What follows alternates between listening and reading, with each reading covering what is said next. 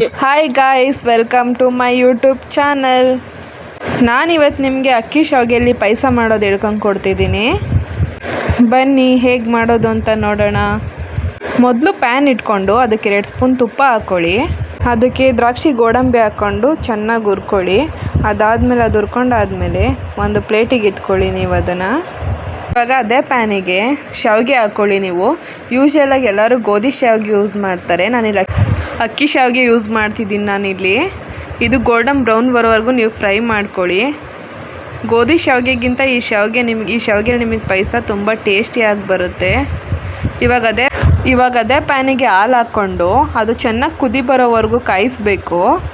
ಕಾಯಿಸಿದ್ರೆ ತುಂಬ ಟೇಸ್ಟ್ ಚೆನ್ನಾಗಿರುತ್ತೆ. ಇವಾಗ ಕುದಿ ಬರ್ತಿದೆ. ನೀವು ಶುಗರ್ ನೋಡಿ ಹಾಕ್ಕೋಬೇಕು. ನಿಮಗೆ ಎಷ್ಟು ಸ್ವೀಟ್ ಬೇಕು ಅಷ್ಟು ನೋಡಿ ಹಾಕ್ಕೊಳ್ಳಿ.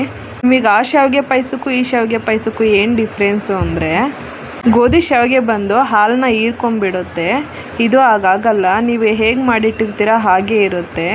ಇವಾಗ ಹಾಲು ಕುದೀತಿದೆ. ಅದಕ್ಕೆ ನಾನು ಹುರಿದಿಕೊಂಡಿರೋ ಶಾವಿಗೆ ನಾನು ಹಾಕ್ತಿದ್ದೀನಿ. ಲಾಸ್ಟಲ್ಲಿ ಗೋಡಂಬಿ ದ್ರಾಕ್ಷಿ ಎಲ್ಲ ಹಾಕ್ಕೊಳ್ಳಿ ನೀವು. ನಿಮಗಿನ್ನೂ ಟೇಸ್ಟಿಯಾಗಿ ಬೇಕು ಅಂದರೆ ಲಾಸ್ಟಲ್ಲಿ ಬಾದಾಮ್ ಪೌಡರ್ ಬರುತ್ತೆ ಗೊತ್ತಾ, MTR, ಅದು 1 ಸ್ಪೂನ್ ಇಲ್ಲ 2 ಸ್ಪೂನ್ ನಿಮಗೆ ಎಷ್ಟು ಬೇಕಷ್ಟು ಹಾಕ್ಕೊಂಡು ಲಿಡ್ ಕ್ಲೋಸ್ ಮಾಡಿ. ಅದು ಆರ್ಕೊಳ್ಳುತ್ತೆ. ಆರ್ಕೊಂಡಾದ್ಮೇಲೆ ತಿನ್ನಿ, ತುಂಬ ಟೇಸ್ಟ್ ಚೆನ್ನಾಗಿರುತ್ತೆ.